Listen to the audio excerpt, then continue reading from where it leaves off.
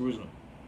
Like I said, I am your DFS Jerusalem. You can follow me on Twitter at DFS Jerusalem. We're gonna be chopping up the slate tonight. And before we get into all that, I learned a lot over the weekend, man, and even more so things that I already knew, and what makes us so much different from all the other people. This is what makes us so much different from the other sites. Okay, all right. Um, uh, you've got to understand, as a daily fantasy player, you are a very, very worthy commodity. Like, a lot of people love fantasy sports, and the end goal. This whole thing is about how do we generate revenue for other people. Like, how do we go out and how do we get Sprite some money? How do we get Coca-Cola some money? How do we get Reebok? How do we get Nike some money? Well, what they do is they find what everybody is looking at the most, and they want to put themselves in it too. You find out, we got a ton of people that's going to be watching stuff or watching the game, and you want to make people watch the game. So when they watch the game, they watch commercials, and when they watch commercials, they want to buy the stuff they see on the commercials. They like Sprite. LeBron says Sprite, so you drink Sprite, okay? And there's a few different facets of this fantasy thing, man. This daily fantasy thing that I want you to really understand, because you can go to other sites, other people other than me that talk, because a lot of people they put out solid content. They give out good plays. They give out all the WOBA and the blah, blah, blah, and the ISO and they just numbers, and they just know a lot of stuff about the game. They know a lot of stuff about sports, right? And then you have people like me who understand not only sports. Not only do I know sports, but I understand what daily fantasy sports is. Some decisions are good sports decisions. If you're talking about your season-long fantasy, some decisions are good fantasy sports decisions, and we're going to talk about that some as we move throughout today's podcast. So, the main thing that I want you to understand, man, is this is not just about the game. This is not just about plays. It's not.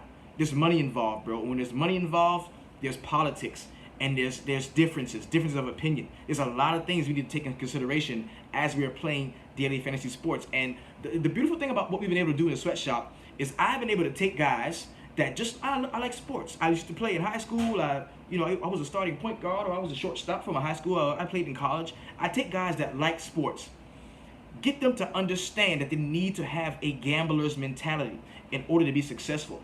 That means knowing exactly what you're up against.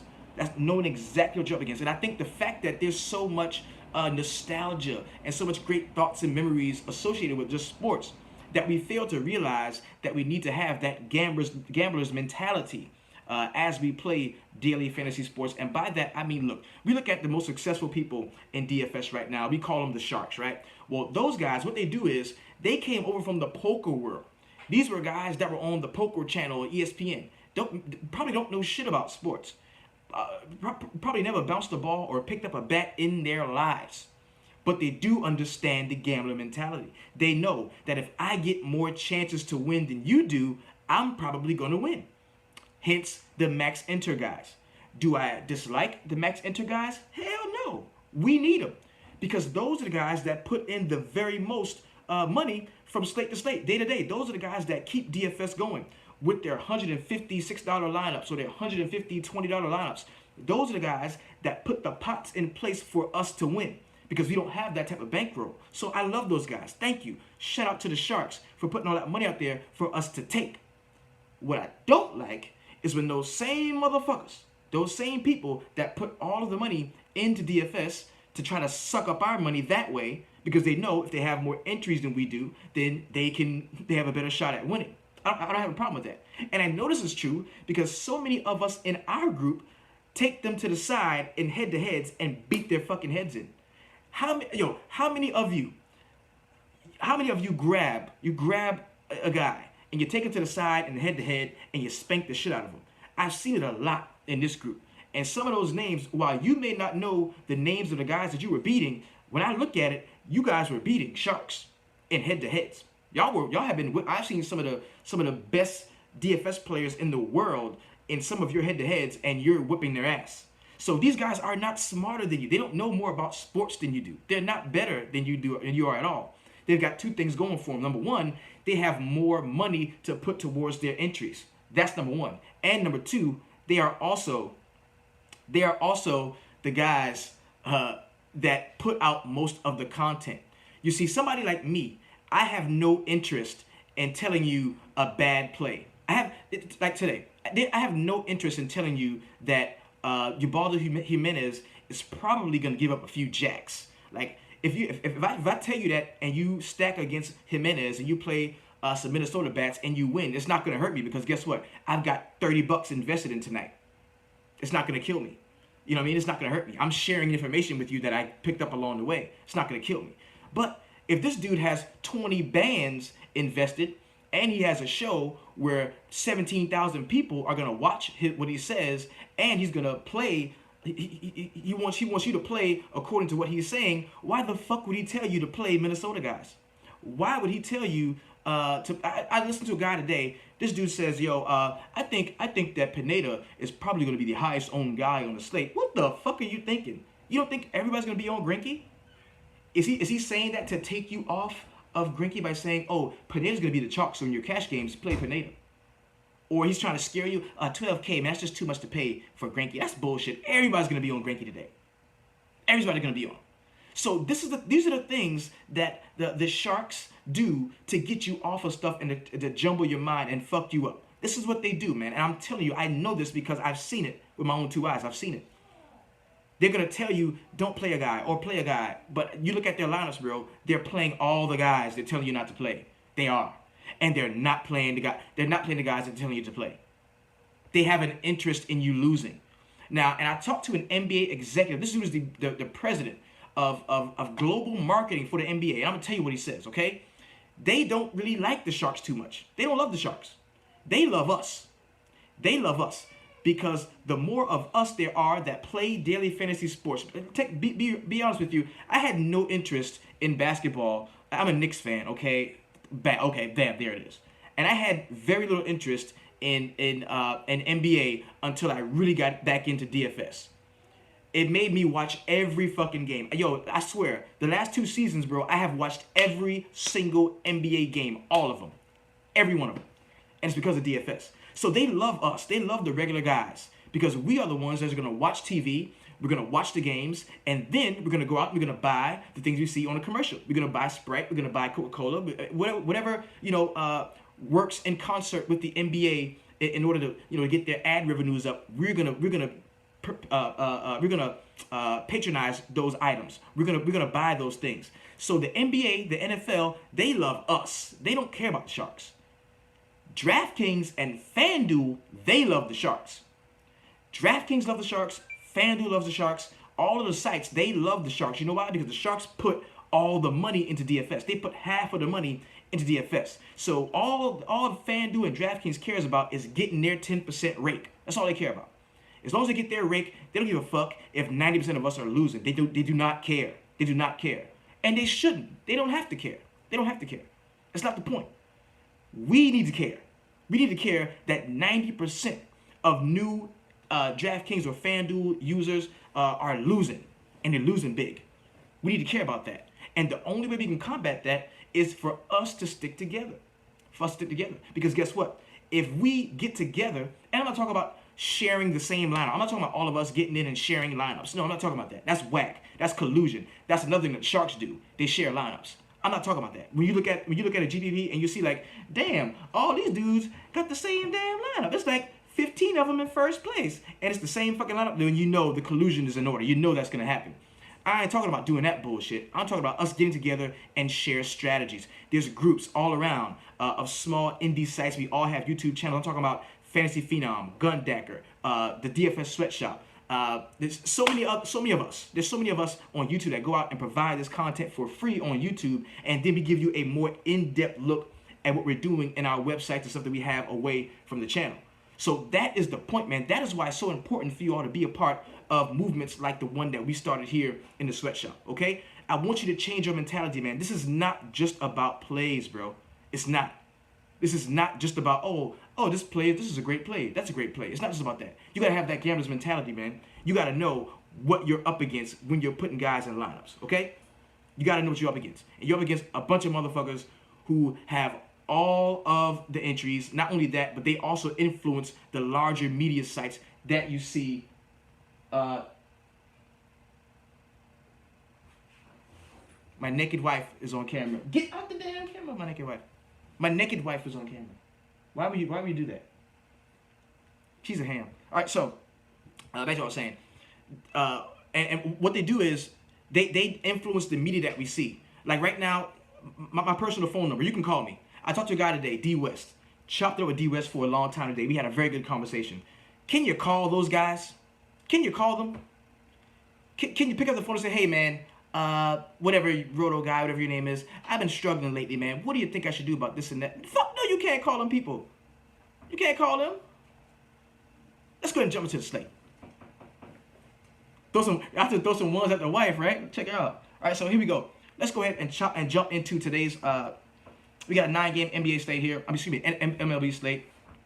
It's gonna be a pretty good one. Yo, I gotta tell you, FanGraphs is awesome. Okay. FanGraphs is awesome. It's what I use.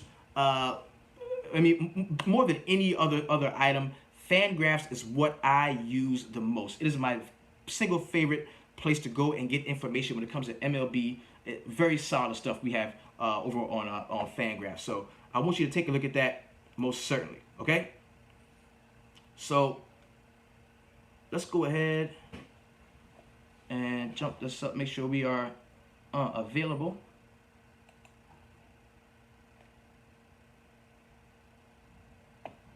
Yeah, we're good to go. Cool, we're good to go. Okay, so let's get it going. We're gonna go game by game. A lot of folks, they want to take you position by position. That's kind of to throw you off, especially in baseball. Why would you go position by position in baseball when you're not rostering to positions? You're not. You're rostering to games. You're playing 1, 2, 3, 4, 5 in batting orders. You're not going by position. So that's a telltale sign of people that are trying to mislead you when they go to break down the slate and they're talking about it from a positional standpoint. Like, who gives position? Who gives a fuck? Position doesn't matter. Baseball might as well be a positionless sport. It doesn't matter. It's about where you are in the batting order. 1, 2, 3, 4, 5. You know that you get leadoff 1, 4, cleanup man, extra cleanup man, batting 5. That's how you want to approach this. You don't want to look at this, you know, in terms of a positional play, because there's only a few positions that you have to really get right. Like, you got to totally knock them out of the park in order to cash. And that's going to be, of course, your pitching. On FanDuel, you know you only got one pitching prospect to roster on FanDuel. On DraftKings, you got 2. Most people go with the starting pitcher 1, starting pitcher 2. That's cool. You got 1 shot at catcher, and you got 1 shot at first base. You really got to get those right. The other ones, you might be able to get a guy most often that's going to be shortstop, second base eligible, third base, second base eligible, third base, shortstop eligible. Every once in a while, you've got a guy that you can play that's first base, outfield eligible. And of course, you got 3 outfielders on both sites. So you need to lock down your pitching, lock down your catcher. Usually, generally, we pay down for catching. We don't love to pay up for the catchers. Usually that's what we're going to do. We're going to be paying down for catchers. You got Gary Sanchez sometimes going to be on the slate. That's probably a reason there to pay up a little bit. Or you got one of the Chicago guys as a catcher. You can look Montero sometimes. Or you got the guy who played yesterday, killed me yesterday. I died yesterday when Rizzo knocked that dude in, man, the 2-run shot. That killed me. So let's go ahead and jump into it, man. We've got, of course, like I said, we've got 9 games on the slate. 2 of them are in great danger. 2 of them are in great danger of not playing. We're going to talk about that in just a moment. Let's go ahead and jump into it. We've got the Minnesota Twins and the Baltimore Orioles. This is a 3-mile-per-hour wind, 83% humidity here, 70 degrees is going to be the temperature with a 16% chance of light rain. So this game should play without any incident. It should be completely good to go. Don't think we're going to have an issue there. Now, I'm telling you, a lot of people posted some stack stuff out about who were going to be, the gang, bang, bang stack of the night. And I think I had the Cincinnati Reds. I had the Arizona Diamondbacks. I had the Chicago Cubs. And I had the Minnesota Twins maybe. And unanimously, everybody was on the Diamondbacks. So you can really count to those guys being tremendously high owned without question. Those guys are going to be tremendously high owned today. And for good reason. I mean, it makes complete sense that those guys are going to be so high owned. I mean, really, when you think about it, it makes complete sense for those guys to garner that much ownership. Okay? But I can tell you, man, I do like a lot of what we're going to be seeing, or what we see when it comes to uh, the Minnesota Twins. I'm on some Twins today. I really am. I like some of these guys. I like some of these guys. Okay, so let's go and talk about it. We've got Ubaldo Jimenez, who I believe this dude, man, when it comes to the splits, you look at his splits, batter pitcher splits. You take a look at him, right? This dude is one of the worst in the league, especially going up against.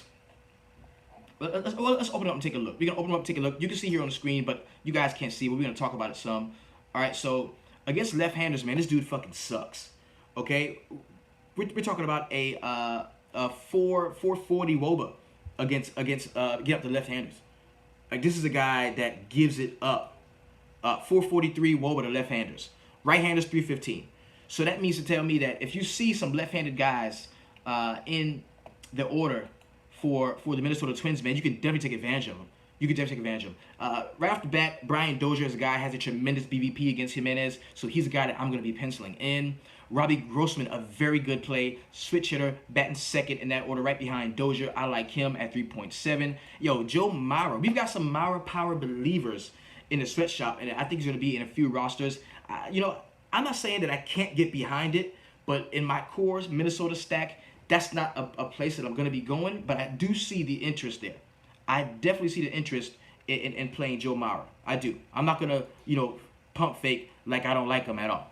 I'm not. Whitney L. Morgan says Kepler, Sano, and Dozier. Rudy Hertz says a full game stack here. Don't choose one or the other. Choose both. That's coming from Rudy Hertz at Rhino DFS. And this is a game I think is going to go sorely underlooked when it comes to stacks, because everybody is still going to be so in love with either the Los Angeles Angels from what they did yesterday, scoring at 12 runs, or they're going to really, really love the Arizona Diamondbacks, who, I mean, for good reason. They are. But I think this game, the exposure of this game is going to be pivotal, man. You got Max Kepler at 4K, batting in that 5-hole, a guy I like. Take a look at Eduardo Escobar, 3.3, a guy that does have some pop and is third base and shortstop eligible. And maybe you might want to take a look at Jason Castro at 3.2. I like that spot for him. I like that. Yo, anytime I get a catcher that I feel comfortable with, I like that. Because catcher's a spot, man, you've got to get it right. If you don't get catcher right, you're going to be dead. You're going to be dead. All right? Not a problem. All right, so take a look at Kyle Gibson, man, another guy that is definitely in consideration for tonight's Shelly, man. Over the last few games for him, 0.4, 3.2, -6, 3.4, -0.6. The guy hasn't had a positive performance. He has just as much negatives as he has. I mean, it's horrible. This dude is shit. Kyle Gibson is not very good. And I think for that reason, you can definitely target quite a few of these Baltimore bats. We're talking about Seth Smith, a guy I love leading off here. Now, if Brian Dozier doesn't have the righty-lefty split that you want, he's a guy that does hit well against Jimenez. But if you wanted to get a leadoff guy from this game, you want to jump all over it, I think Seth Smith can be a very solid option here at 3.6K on DraftKings. Love that. I love that completely. I've got no issue there. None there. So you might want to take a look at Chris Davis in that lefty-righty matchup against Kyle Gibson at 4.7. He's a guy that I do have interest in, and maybe some Machado or Mark Trumbo. Maybe you could have advantage of those, but I'm not really loving Machado. I would go Trumbo in this spot, but I'm not really loving Machado. I'm just not. I'm not loving Machado. Only guys I really like are Seth Smith and Chris Davis. I love those guys in the spot for Baltimore.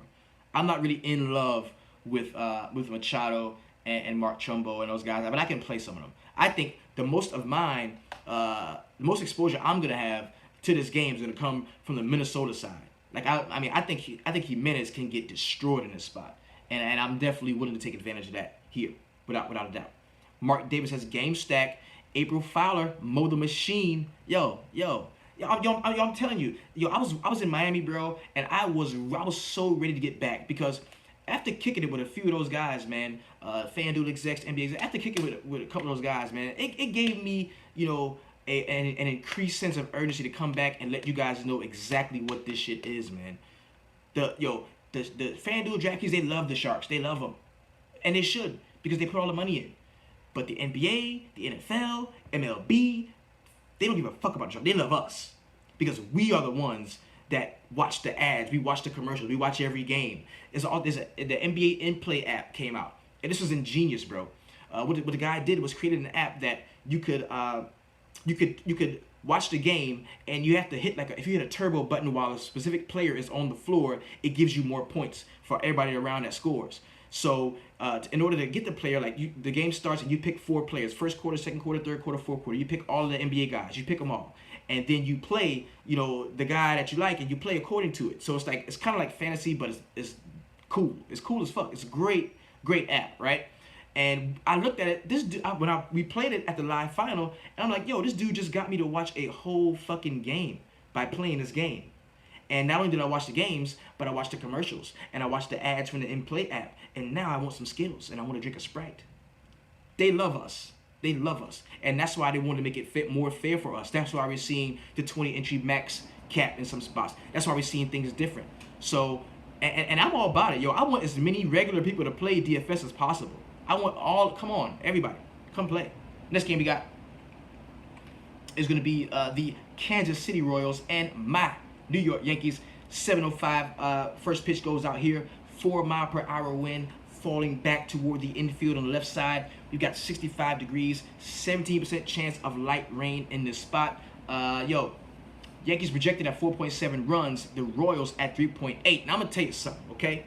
The Royals are the Royals, okay? And I know that they've seen pretty decent showings against Pineda, a few of them in regards to BVP. I get that, and I think that you can take advantage if you like. But I'm gonna be real with you. I'm gonna tell you right now, a lot of what we do, man, is we live the hedge life, man. We live the double dip, okay? And I'm gonna go on record right now that if you do not like Michael Pineda, you should have some Kansas City guys in your lineups. I'm not telling you who to play. I'm just trying to push you off of that ledge that you're already standing on. Because if you don't have any Michael Pineda, what you're really saying is, I think he's gonna get hit. Because he's not overly expensive to where you can't afford him. He's cheaper than Zach Greinke. So if you do not like Michael Pineda, I would suggest you get some Kansas City Royals in your lineup. Now I like Pineda, so I'm not gonna be playing any Royals. I like Pineda. I'm gonna be playing Pineda. Now, am I telling you I'm smart, you're dumb? No, I'm telling you I'm betting on this, you're betting on that. One of us are going to win. I'm not telling you who to play. You go over there, they're going to tell you, oh yeah, play this guy. Play this guy, because I have locks and I'm a shark. No, that's bullshit. Shit can go crazy anytime. What I'm telling you is, if you do not like Pineda, you should have some Kansas City Royals in your lineup. Okay? You should. I'm on Pineda, so I'm not going to have any Royals. So, once you finish all your lineups and it's close to lock, look at them. And if you don't have any Pineda, don't say that I didn't tell you to play some Kansas City guys if they kill him, if they shell you. Don't say that I didn't tell you that, because that's what I'm saying. If you don't like Pineda, play some Kansas City Royals. You got taking a look at Pineda. We're gonna open it up. It's an 8-run total here. Last few games, no, the dude has not had a bad game all year long, with the exception of that first game against Tampa. 16, 18, 18, 28, 13, 23, 40 in all of his starts, besides that 7.45 performance from against against the Tampa Bay Rays. So the guy's been playing fairly well all year long. All year long he's been playing fairly well. And I think he's in a good spot, man. The Kansas City Royals are the Royals, man. Looking at what they do, we're going to check out the Kansas City Royals K-rate, because I'm sure they're amongst one of the bottom teams in the league. They're 19th in the league in strikeout rate at 20.6%. Checking out their team WOBA, I think that's pretty far down as well. They're 28th in the league in WOBA at 289 WOBA there for them. I think that does bode well for the homie Pineda, who's seen him before, and I think he can have some solid, some success against them. Looking at their team ISO, we're talking about, and this is not a team, that, oh man, they swing for the fences, so either they strike out or they hit jacks, like the Rays. The Rays are misleading, because either they strike out or they hit jacks, you know what I'm saying? The Brewers, they're misleading. They have a high strikeout rate, but they hit a lot of home runs. Well, the Royals, sporting a 137 ISO, tied for second worst in the league. This is not a team I'm afraid of at all, and I'm going to have some Pineda for that simple fact. So that's how I'm going to be rocking. Take a look on the other side. Jason Vargas, the left-hander, at 7.7K on DraftKings. Yo, dude is pretty good. Not a great performance last time against my New York Yankees, getting negative 0.4 points. But I think, you know, it could be somewhat of a bounce-back spot for him. I kind of like a few of the Yankees bats, so I'm not going to have much exposure. But looking at 25 against Tampa Bay, 21 against Cleveland, 12 against Chicago, 11 against Chicago. 2 big games in the Bay Area against San Fran and Oakland to start the season. And that's probably where like most of his acclaim has come from. Talking about Vargas, man. He played very well in the first 3 games of the season, and it's kind of tailed off. And for that reason, man, come up with how hot the Yankees bats have been recently. And you're looking at, you know, Brett Gardner leading off. I like him in that spot, man. I can get some Brett Gardner here. And I like Pineda. We talked about that already. Gary Sanchez at catcher, 4.7. It's just a little bit too much for me to pay up. A little bit too much for me to pay up. A little bit too much. Take a look at Aaron Hicks at 3.9. A switching guy. Gonna like him. Didi Gregorius, 3.5. Batting a little bit further down in the order. Matt Holliday is a no for me. Maybe some Sterling Castro at 4.3. Maybe. The Judge in this spot, yeah. Yo, you could just play lefty. I mean, the righties. You can play the Yankees righties and be good against Vargas. Play some Yankees righties. Play some Yankees righties and you'll be fine. That's how I'm rocking. Jerome Spencer, what's up, big homie? Ron Wright, good to see you, man. Kaheem Jones in the house. There you go. All right, so taking a look. If you didn't feel how I felt and you wanted to attack Michael Pineda in this spot, if you wanted to attack him, here's a few spots I think you can go to, okay? Take a look here at Mike Moustakas at 3.6K. Very solid BVP against Pineda. You might want to look at Eric Hosmer at 3.7 and maybe some Brandon Moss. And I believe Salvador Perez has a solid BVP against Michael Pineda as well. So if you didn't agree with me, those are some guys that you can take a look at. I think that's going to help you out. But Alcides Escobar leading off 2.4K is cheap as shit. Cheap as shit. Now I'm going to unhighlight these guys because these are not guys that I'm going to be playing. I'm not going to be playing these guys because I'm going to be on Pineda. And I'm not going to run out 150 lineups. I'm probably going to roll out between 5 to 10. So I don't need to hedge against myself when it comes to that. So I'm not going to be playing those guys. But if you wanted to take advantage of a matchup you think against Pineda that can be exploited, those are the guys that I would suggest you to rock with. The next game we're talking about is the Colorado Rockies and the Philadelphia Phillies. This game has a 46% chance of light rain. And it's possible to delay or rain out. Now, you're taking a look here. You got 4 mile per hour wind, 88% humidity, 69 degrees there. You got Jeff Hoffman at 6.3 and Jared Eckhoff at 6.9. Now, Hoffman is a guy who I've heard a lot of people talk about today. I heard a lot of rumblings about Hoffman. And it kind of led me to want to take a look at him and to see exactly what he's done so far.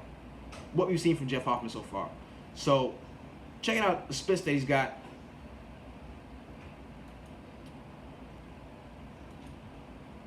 This is a guy, okay, not a lot of innings pitched.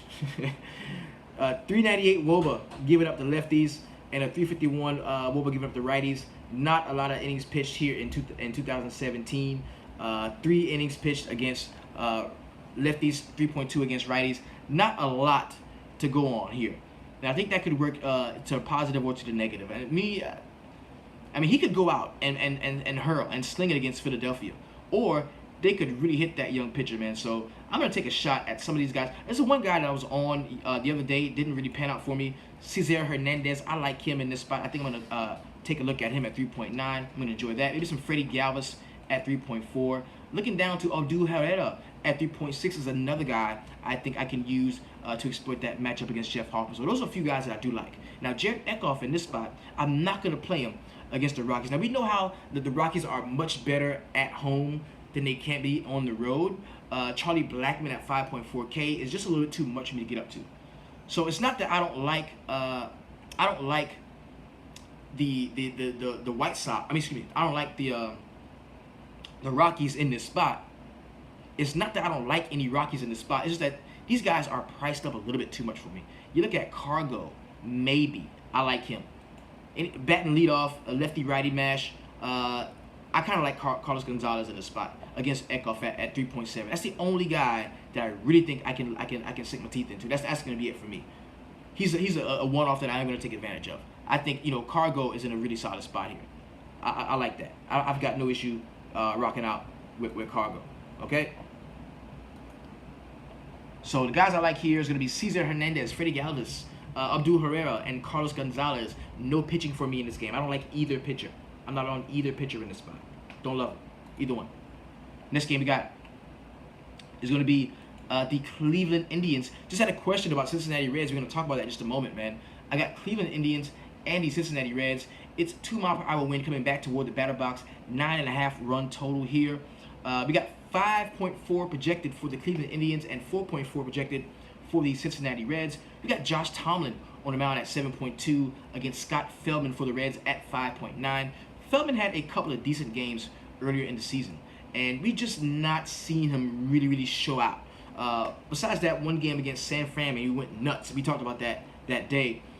Just hasn't really, you know, killed it over the last couple of games. We're looking at a negative 1.4 against the Chicago Cubs, and another game against San Fran that was in San Francisco, 10.95. So don't think I want to take advantage of Feldman in this spot. I think that this could be a true to form point total at 9.5. I've got no issue there. Got no issue there. I definitely think I can take advantage of that. Edwin Nees, what's up, big homie? I definitely got to take advantage of that. So who I like from this spot, you know, Lindor at 4.6. I think it's a guy you can look at. Yo, look at the top 3 for the Cleveland Indians, man. Just go 1 through 4. Look at 1 through 4. From Kipnis to Francisco Lindor. You look at Michael Brantley, Carlos Santana. See, and what we want to do here is we really want to. I want to lock in your stacks, bro. I want to know. I want you to have a lock on who you're stacking, because that's how you get to the cash line, bro. It's all about stacks. I don't give a fuck what nobody say. They try to go position by position so they can take you off of shit and have you, oh yeah, this guy, first base, third base, blah, blah, blah. It's not about position by position, bro. It's really not. You get your one-offs on a positional level. You know what I'm saying? But the core of all of your lineups should be your number one, your favorite pitcher, number 2, your favorite fucking stack, and then the one-offs should be guys that you really love from the other stacks that you liked, that you couldn't get fit in your lineup. Like, that's how you build every DraftKings line. I don't care what happens. That's how I build it. And you keep building like that, you're gonna win at some point. Yesterday, 43 times my buy-in. That's what I did. My favorite stack was the Angels. Bam. My favorite pitcher was from Toronto. Bam. I was good. You know what I mean? My starting pitcher 2, Arrieta. Then I paid for my favorite. My next favorite stack was Chicago Cubs. I put Cubs in a lineup. Bam. Got to the money. Like, that's what it is. It's very simple. All right. And they try to complicate it, overcomplicate it with going, we're gonna go position by position. But that's not how you rostering, bro. You're stacking. You're not going position by position. You're stacking the whatever team you think is gonna score the most runs tonight. You stack them, and that's how you win. That's what you're doing. Don't lie to us. You know what I'm saying? It's bullshit what they're doing. All right, so take a look. Going against Josh Tomlin, man, I am gonna have some Reds. I like some Reds here. I do. They're not like my favorite batter stack, but they're kind of up there. I kind of like them. They're very sneaky. And I heard somebody in one of the podcasts talk down about Joey Votto. Just smashed the jack in a nice lefty-righty matchup. Why the fuck would you tell people to be off of Votto? It's bullshit. I kind of like Votto today. I'm going to be on him. Take a look at Josh Tomlin. That's why you stack against the chalk sometimes, V. Coming from Andrew Collins, man. He gets it. He gets it. He gets it. And you know what? Yo, this shit is crazy. Like, once you learn what we do, you can go and do your own thing. You know what I mean? Most people that stay with me, they stay with me for the loyalty, because they know the reason the way they got to where they are now was because they fuck with not just me, but so many other cats in the shop, and they build friendships and relationships. So a lot of cats, once they subscribe to the website and they've been in for a while, they learn the strategy. You know, I'm sure they think, man, I can go ahead and do my own things now. But they be like, nah, man, I love the shop. I love fucking with Mo in the shop. And they stay and they stick with me. And then we roll. That's how it usually goes. You know what I mean? So, all right, here we go. We're talking about Josh Tomlin here. Negative 0.95 against Tampa Bay in his last start. Against Minnesota, 25.8. Kansas City, 17.95. Those were his last 3 starts.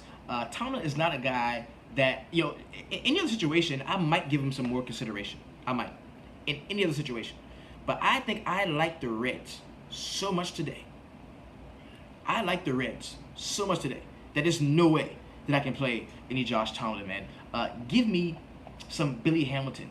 The guy is definitely in line to steal a bag today. I kind of like that. Give me some Joey Votto. I love him. Schebler banged the jack yesterday while I was at the beach. I like that. Maybe you want to take a look. If you want to get super cheap at the catcher spot, there's going to be Trucker Brown. My favorite stack of the day is Minnesota. I love Minnesota today. I'm all on them. I'm on them. And that counts as a game stack because you got Minnesota and you got the Baltimore. I just hate Jimenez. He is such an attackable pitcher for me. That's why it's going that way. That's why I like Minnesota bats so much. And I think if you roster the right ones, bro, you can get to the money. I really believe that.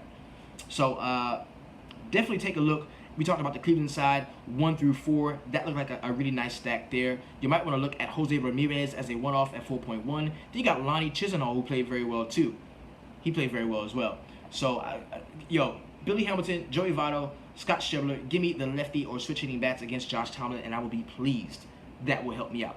Tomlin gives up home runs, power guys for Cincy, coming from Jeremy Ladd. Very solid. Very solid. Mike Dunn says Votto and Schebler. I dig that. I fucking love these guys, man. Those are my dudes, man. Yo, get in the VIP, man. Get in the VIP. Get in the VIP, man. I fucking love these guys. Next game we got is the Los Angeles Angels of Anaheim and the Tampa Bay Rays. This game is going to be in St. Petersburg, Florida. Tropicana Field is the place. What up, Jake? Cool, man. Good to see you, bro. All right, so we got JC Ramirez at 7.3 against Jake Odorizzi. This can go two ways, okay?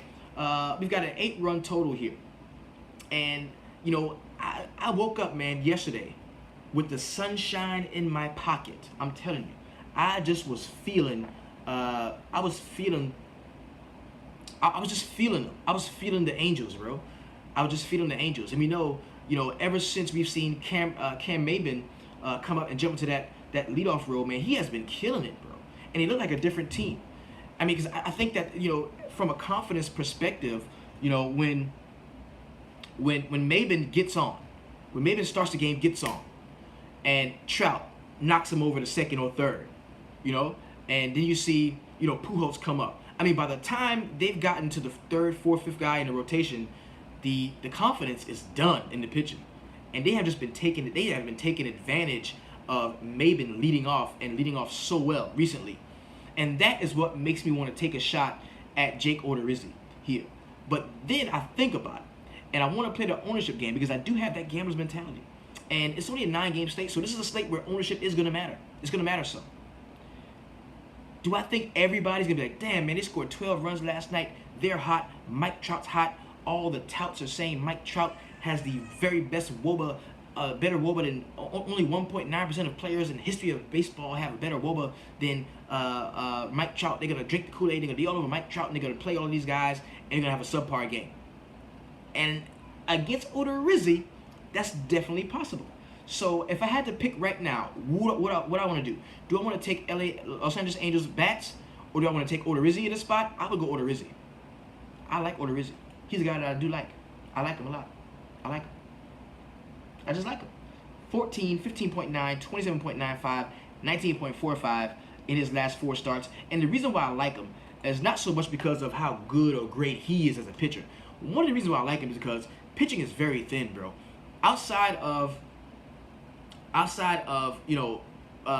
Pineda, outside of Greinke, I mean, there's not a lot to love about the slate. And I think Odorizzi is a mid-level guy that's going to go, fairly low owned. When you talk about the totality of the slate, I think he's a guy that I can definitely take advantage of. I like him. Give me some Rays guys as well against JC Ramirez. The dude went out in his last start, 12.75. Now, hasn't had a horrible showing since that first game against Kansas City to start the season, but he hasn't been exactly prolific in his last 6 starts. So I think you can take advantage of him, especially if you look at some of those left-handed bats when it comes to the Tampa Bay Rays here. You're looking at Corey Dickerson, who is now at 4.7K. Sheesh, that's a lot for Corey Dickerson. And he's been on a tear lately. He has been on a complete tear.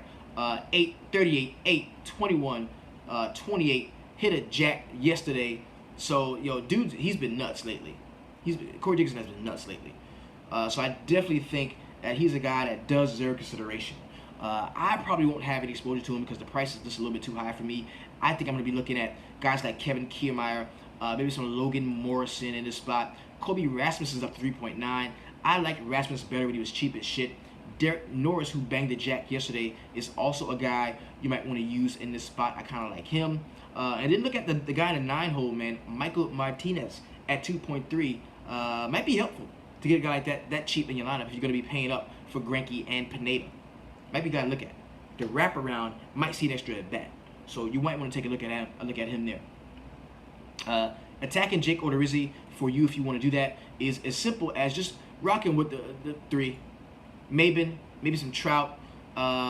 Cole Calhoun is now batting 6th in the order. Maybe he wants to swing his way back to the top of the order. You might want to take a look at him. It's kind of his turn to play well. We saw Jeffrey Marte play really well. CJ Cron balled out yesterday. It's kind of Cole Calhoun's chance. So I definitely think you can take a look at him in that lefty-righty matchup against Jake Odorizzi. Next game we got is going to be the Pittsburgh Pirates and the Atlanta Braves. I really think this game could play. It started out as red. It was red last night and has turned into, a yellow game, man. So it's a very good chance this game could play. Kenny Shave says the Rays has been killing it lately. Waiting on Roth to make the final decision about him. Okay, got it. Dickerson, Rasmus, Morrison, all in good spots. We've got sent down to, yeah. I like Cole, but okay. Got you. Good stuff, man. All right, cool. So we ready to roll. All right, so y'all can tell you one of my favorite pitching prospects on the slate is going to be Garrett Cole. I just love what he can do. I love his stuff, man. Garrett Cole, a guy that's been tremendous lately. Looking over his last few games, he's been getting it in, bro. 20, 16, 27, 19, 30 in his last 5 starts. And he ascended from the beginning of the season, starting with a bad start against Boston, 9.5 against Atlanta, 19 against Chicago, 20 against St. Louis, 30.5 against Chicago. So he's had a pretty tremendous season so far in my estimation. So he's a guy that you look at the Atlanta Braves without Freddie Freeman in the lineup. I think you can take advantage of him here. I like him. I do like Garrett Cole in the spot. I'm going to have some exposure, especially if this game does play. Now, there's a possibility that delays or rains out. It's an 8.5 run total, a 23% chance of light rain. Now, I live in South Carolina, so this is who I see the most. I see the Braves the most. And, Jeremy Ladd, a resident Braves enthusiast, he talked about how well the Braves have been playing without Freddie Freeman over the last few games. While that is true, I think that Garrett Cole is a guy that can really get some of these guys out. So if you wanted to attack Garrett Cole, which I will not be doing, I think maybe you can look at Inciarte, maybe some Nick Markakis batting that 3-hole. Matt Kemp, always a decent righty guy. He's not a guy that, just because he's facing a left-handed pitcher, he can't hit the ball. He's still pretty good, even though he's facing against a right-hander. So I've got no issue there. And not much else I like as far as the Atlanta Braves lineup here. Not much else I like at all. Looking at Mike Folowitz, 7.5. He was a guy that you can consider as well. I think this could be a low-scoring game, man. The total is 8.5. But if you don't like Mike Folowitz in this spot, you look at Adam Frazier at 3.7, leading off for the Pittsburgh Pirates, man. That's good. Solid. Josh Bell, 4.2. Is going to be a switch hitting cat hitting at first base. You look at him. John Jaso, 3K. While Jaso really doesn't have like the tremendous power that you want from a guy that you can put at first base, you can definitely lock him into your outfield spot and still get that first baseman that you like. Because the guy can hit. He just doesn't have like tremendous power. So I don't have an issue with him. But my favorite play, period, from this game is going to be Garrett Cole. I like Garrett Cole. I'm going to have him in some of my lineups, most definitely. Next game we got is the San Francisco Giants and the Chicago Cubs. 10-run total in this spot. We've got 12-mile-per-hour wind shooting out toward deep center field. Ty Black, John Lackey, 49% chance of rain. This game is very possible to delay or rain out. Okay? It's possible to delay or rain out. We're still going to talk about it because it's a high total and it could play. Okay? So we're going to take a look here. We got John Lackey at 9K. Lackey, the last start against Colorado, the last time I played him, he was at 0.7% owned. And yeah, no quarters, homie, no quarters. He was at 0.7% owned. And you know, I I don't know, man. I don't know about Lackey in the spot. I don't know about Lackey in the spot. I mean, the Giants have been horrible, bro. Let's look at the Giants where they are as far as K rates and ISOs and everything, right? So looking at the San Francisco Giants K rate, I think they might be a pretty disciplined team at the plate, right? No, they're 25th in K rate, right? So they're a pretty disciplined team at the plate. 20% K rate for them. So they don't strike out a lot. The only team that strikes out less than them are going to be the Reds, Mets, Pirates, Astros, and Red Sox. So they're a fairly disciplined team at the plate. And so that kind of takes out that K upside that you want when you're going to be playing Lackey against them, right? But they're dead fucking last. Dead last in WOBA. 279 team WOBA. And that is horrible. That is horrible. That makes Lackey look a little bit appealing to me. It just does. It does. So looking at where they are as far as team ISO, dead last in team ISO. 120, the worst ISO in the league. So does that tell you to play Lackey? Do we like Lackey? Yo, do we like Lackey today? Give me a like if you like Lackey. Did I just talk myself into Lackey? And I hate playing that dude, bro. And then you look at the fact that the ownership game with it being a rain out or delay there. You look at that too, bruh. I could get Lackey again at 0.7% owned, and rake.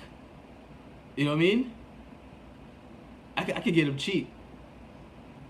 I get Lackey cheap as shit. So maybe there. Maybe there. Maybe I can go to Lackey in this one. I'm looking at it. I'm rethinking. The wheels are turning. Maybe I can take some Lackey. Because there's not really anybody that I can like pick on him with.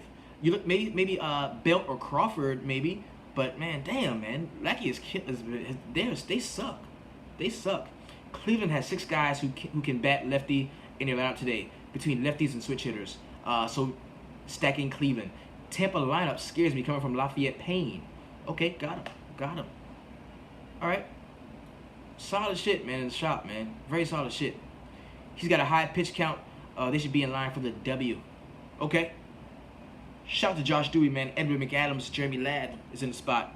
Sorry, San Fran guys. I'm not on Ty Blatch.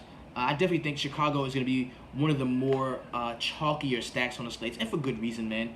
The top of the order is not very expensive. The first two, you look at Zobrist at 3.9, Albert Almora Jr. at 3.1. You got Chris Bryant, who has been crushing, especially yesterday, really got it in there. And you jump over him, you jump over Anthony Rizzo, and you got Contreras at 3.6, a solid catching option. I definitely think you can take advantage of him there. And Jason Hayward at 3.3 is a guy that you might want to like too. Yeah, man. So you got some solid right-handers for the Chicago Cubs, and I think they're going to be very highly owned. It's going to be very high. It's supposed to pour here. Okay, you see that? This is the importance of the sweatshop.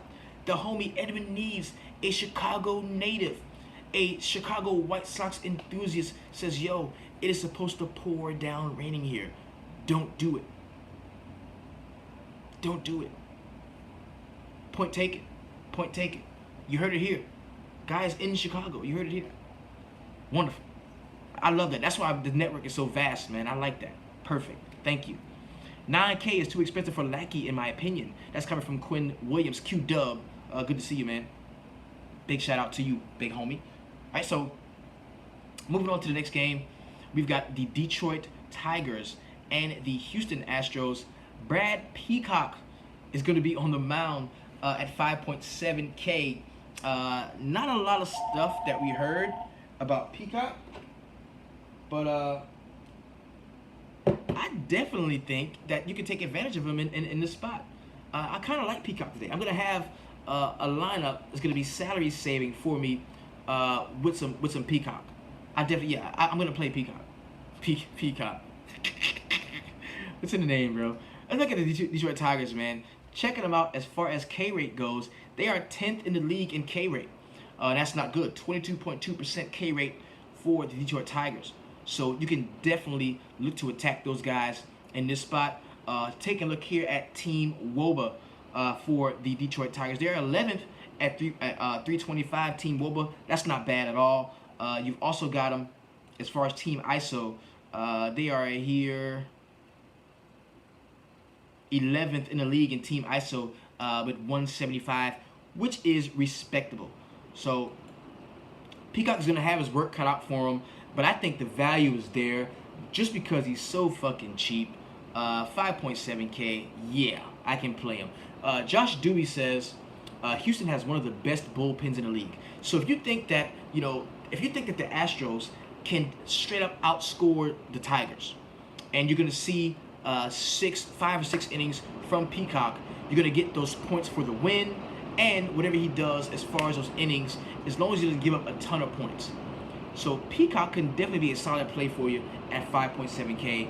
I can dig that. I'm going to have my hat in that ring. Mike Fulmer at 9.9. No way I'm going to be attacking Houston Astros, man. They are one of the best teams batting in the league. Taking a look at them as far as K rates, they're 29th in the league in K rates. They are one of the teams that are least likely to strike out. 19.1% is that K rate. Those guys do not strike out. They just don't. And I don't have any issue with playing some of those Houston bats attacking Fulmer. I've got no issue there. All right, so taking a look at the team ISO for them as well. They're 6th in Team ISO, 335. Very nice. And the Team WOBA for the Astros, 12th in the league in Team WOBA, man. Team ISO at 175. So I've got no issue there. I've got no problem paying up a little bit for some of. Excuse me, because you're gonna be paying down for some of the Astros guys when it comes to the matchup with Michael Fulmer. And you give me some Josh Reddick. He's been pretty hot lately. I like him. Beltran at 3.2 is a guy that I can consider. Maybe some Altuve at 4.8. Marvin Gonzalez has been hotter than a lava lamp, baby. That's my dude. Y'all know how I go with Marvin Gonzalez. I think you can play him in the spot. 3.5, yeah, you can play him. Definitely. I like that. I've got no issue there. Against Peacock, if you wanted to attack him, man, multiple ways you can do so. JD Martinez has been very hot lately. Pretty good righty guy. I've got no issue with him. Maybe some Ian Kinsler is a guy you can take a look at. But I'm not so big on a lot of these Detroit guys. I'm just not. I like a Houston stack. Should be low owned against Fulmer. And that's coming from Lee Napoli. Yo, Lee Napoli, every day, the dedication, the hard work this dude puts across. Every day, this dude makes a really solid article that he likes to, really dive into the numbers a little bit. And I posted it on Twitter. If you want to see the rest of it, man, join us in the sweatshop. You can check that out anytime.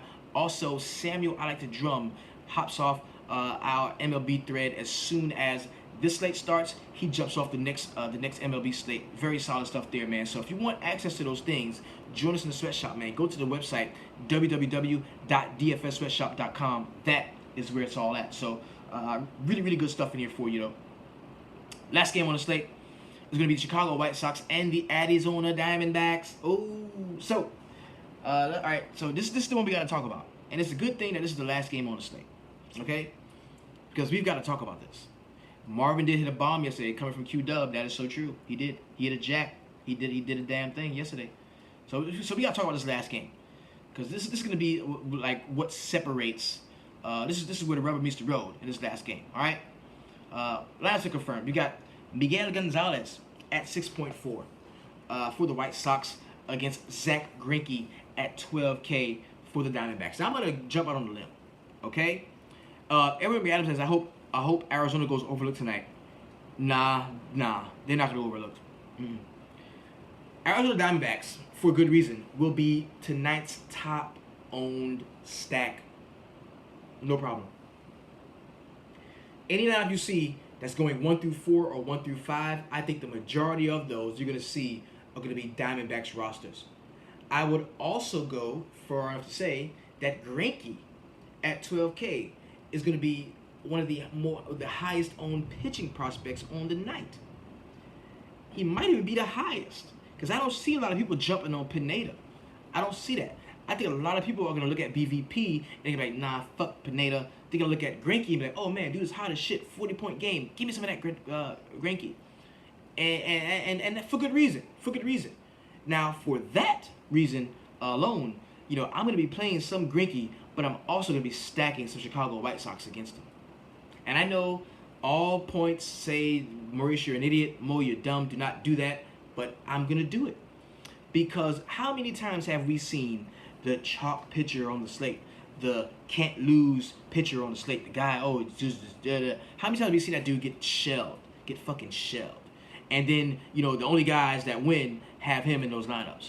Right? So I am going to have some exposure.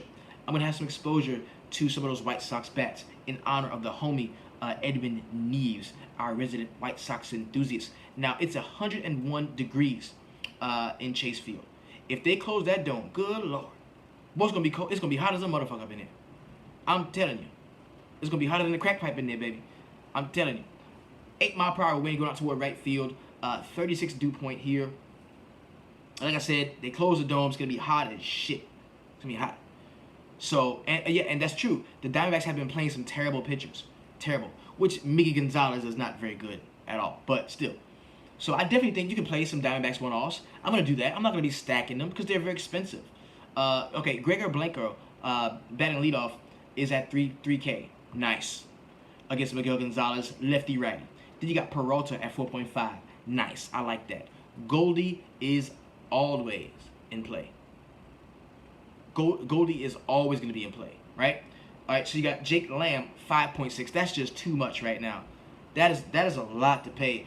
If you're paying 5.6 for Jake Lamb, you're counting on a jack.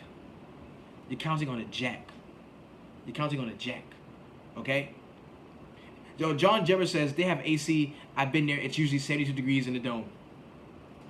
So on the field, like, I think on the field it might be different than the actual, you know what I mean? The actual stadium seating where the fans are going to be seating. Don't you think so? Like, actually on the field, like the sun shining on the people, that's going to be different. It doesn't matter, you know what I mean? They usually have the dome closed and then they open it up right before the game. I think, don't they open it up? Because they get it real cool and then they open it up so you can see it, right? Only 2 Sox starters have faced Greinke before, so it could be the batters. Okay, could be a good one. Okay. So, all right. So Blanco Peralta is the guy you look at. Jake Lamb costs too much for me, 5.6. Don't want to get there. Daniel Descalzo, 2.6, very cheap guy there. Ray Fuentes, all of these guys. So I don't know if I'm going to be, you know, stacking Arizona too tough. I like some of those guys as one-offs. I do. But looking on the other side, Yomer Sanchez, 3.2. I kind of like that. Melky Cabrera, yes. Give me some Abreu in a righty-righty matchup against Greinke, man. And this is a hitter's park, bro. This is a hitter's park. The ball can leave. 9.5 run total. It's hard to take a pitcher with 9.5 run total, man. You got Todd Frazier. Luis Garcia is a guy I like at 3.4. I like him. Omar Narvaez at catcher, 2.4. Definitely guys I can take advantage of. I like this. I've got no issue in that spot. None at all.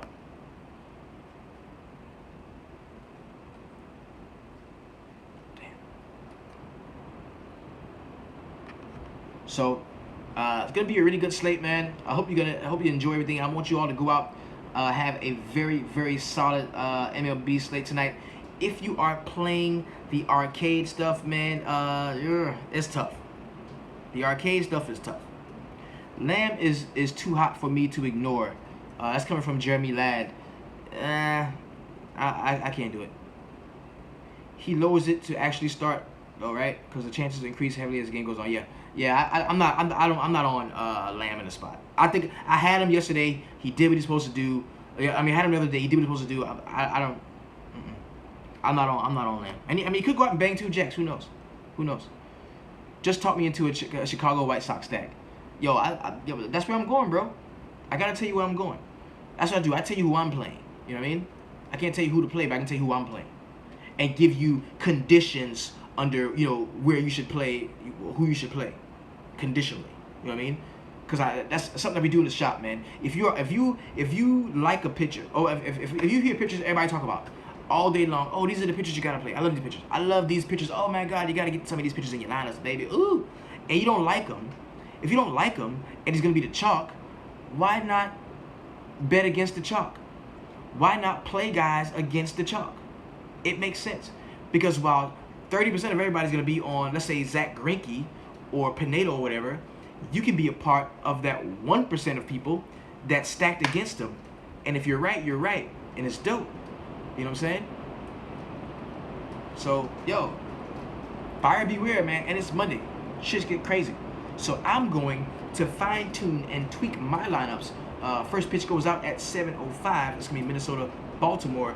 Hit me up in the comments if you got any questions for me, anything you want to say to me. If you like it, thumbs up. If you don't like it, give it a thumbs down. It is all good as long as you pay attention and you're watching. I'm happy with that.